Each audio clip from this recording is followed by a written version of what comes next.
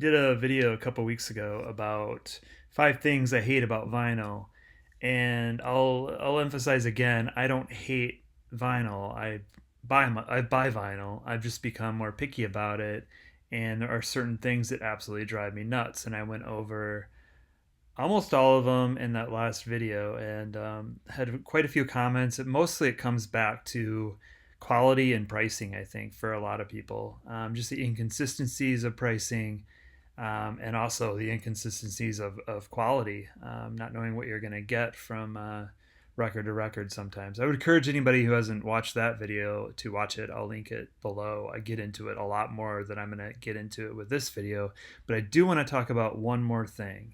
And you may be wondering why I have that album behind me, The King of Limbs by Radiohead.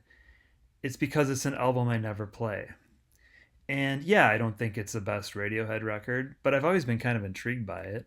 And I think I would probably warm up to it a little bit more if this 37-minute record wasn't split into two 45 RPM records that are the sizes of 7 inches or 10 inches. I don't even know. It drives me crazy. I can't stand the practice of taking a record that is clearly meant for 33 and a third, side A, side B, side one, side two, A side, another side, left side, right side. I used to love when REM did that.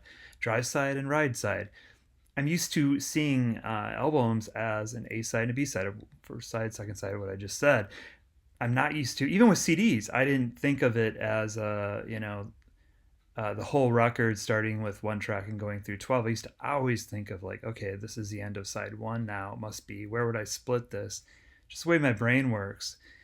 I was thinking about these 45 RPM double records the other day, and thinking about how it's almost like an 8-track tape where you've got 4 programs on it, but there's just a few songs on each one. I mean, believe me, I don't know a whole lot about 8-track tapes other than I saw a few when I was growing up. I think we had a stereo that had one, and I remember looking at them, and I've looked at them since. And I don't know if it's just my parents' 8-track tape, but I remember pressing one of those programs and we just go to like the middle of a song. I'm not saying that's the case, obviously, with a 4 sides of a 45 RPM double record that's really supposed to be a single on vinyl. But I tend to miss it. It misses the point for me completely. The reason I'm into vinyl these days, the reason I buy vinyl, is because I'm sick of oral wallpaper. I'm sick of what music has become, and I was starting to do it as well, where it's everywhere, it's free, and nothing really has any substance to it a lot of times, or it would feel that way. I wouldn't take the time that I used to take listening to records unless they were one of my favorites. And for me, I've always been an album guy. I play something beginning to end, but I was finding myself not really giving many records the time of day. I mean, part of it's getting older, just like not being as interested in new music as maybe used to be. But getting back into vinyl, getting back into physical medium, especially vinyl, where it's split into 2 sides, has really allowed me to dive deep into records and really have a listening experience. Yeah, I put on records when I'm cooking dinner or working or whatever, but I also put on records and just sit back and listen to side A and side B and see it as a piece. In my mind, it's always been split that way: one side, another side, A side, another side, all that. That is completely destroyed when you take an album that's 37 minutes long, Radiohead, and you make it into 4 sides. And it's 8 songs. So what? 2 songs per side. So I'm flipping this thing constantly, and it's not because I'm super lazy and I'm just like, you just need to get up, and flip the record. I understand that. If I was super lazy, I'd just create endless playlists. You can totally do that, or put your phone on shuffle, or play a record and let it pick whatever it wants to afterwards on the streaming services. I just don't get into a record when I have to get up every 2 songs and play it. I tend to pick a side. Whereas I usually listen to records like all the way through. I mean, that's always what I do. I will, if I get interrupted, I stop. and I'll usually start at the beginning again. So I tend to know the beginnings of records a little bit better than the last song. But it's always been that way for me. But when you split it up into two songs on each side, and you're getting up every 10 minutes or less, it drives me absolutely nuts. And I don't see the flow. It doesn't become, it's no longer a piece of music, it's pieces of music. And so it's like, okay, cool. Well, what did side three have? I think I like side four.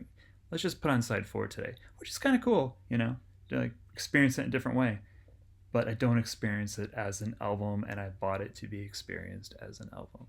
And I realize you're looking at the King of Limbs initial newspaper edition that I bought, right when it was announced. And that's probably not the standard record anymore. And I don't know. I didn't look it up before I made this video if that's available on just standard, 33 and a third record. But it wasn't available like that initially. You had to get it this way. And so that's why it remains one of my least played Radiohead records. And it's a Radiohead record that's sort of, like I said, kind of ripe for rediscovery. Like this really interesting, weird, electronic-y kind of record they made from 2011. I mean, I'm definitely a fan of like the OK Computer and a little bit of Kid A, but like I like the guitar based stuff more than I liked tinkering with electronics and all kinds of pre-programmed stuff. And this is probably them at their most extreme that way. But I remember liking certain songs a lot, and I just don't play it because of that. And there are numerous other examples of records. My Morning Jacket's one of them that comes to mind. I think it was The Waterfall 2, the last one I bought from them, that did that. And I didn't know it until I got it home. And then it's just like a huge disappointment. And it's like, okay, well, I guess I won't be listening to this one that much. I'll be probably streaming it. So yeah, this thing that just drives me nuts. I think it's a way to really up the price too. It looks cool, like having a double record, but it's not the same as a real double record. I mean, the King of Limbs would be awesome if like it was like side A and side B, and then there was a whole nother disc of rarities. Great. I think, and I'm gonna edit this part out if I'm wrong, but I think that in Rainbows was the same way, 45 RPM, and then there was a bonus CD of extra stuff. And I remember thinking, why in the world wouldn't you just print 33 and a third so I could have all of this on vinyl, in Rainbows and the bonus disc, instead of spreading it out into four sides, and then I've got this bonus disc, and mine never seemed to stay in the holder and would always fly around the box. Not just Radiohead, it's just the principle. It's what I want, and I will once again, kind of what I said before, I will be a little bit more careful to make sure that I don't buy 45 RPM records that are single records that are now disguised as a double. I must say I've had some interesting moments though when the speed has been on 45 and then I put on a regular 33 and a third. I did this, and I think I made a video about it. I talked about it earlier, but I did this with a Pink Floyd live record, and I loved it. It was a David Gilmour era. The not Pompeii. No, it was way after that. It was I don't know. I'll put it in the comments here. Put a little subtitle over it. But I loved it. I thought, oh my God, they're doing something different. They're not just going through the numbers as Pink Floyd by numbers. And I was super into it until the vocals came. Anyway, share your comments. I can't stand 45. 45 is for singles. Singles, the stuff you used to buy when you were a kid. A side was a pop song, unless you had a double A side. The B side was something I often liked better. It was goofy, just an experiment. Sometimes it was like an absolute gem, and you're like, why aren't these reversed? And sometimes DJs would play the B side, and it would turn into the hit, and the A side would kind of pale in comparison. But anyway, that's my rant. Please watch my other video if you haven't already, and please share your thoughts about this. But once again, I do love vinyl. I know a lot of people are like, yeah, I've given up on vinyl. I'm going back to CDs or whatever. And I mean, I don't blame you at some point if you're getting burned with all this, but it's still in the minority for me. I mean, I'm not getting burned that often, but I used to never get burned. That's the point. Lifelong music listener, only recently started returning any kind of form of media for bad quality control. And of course, we can always bitch about the pricing. Have a good one, everyone.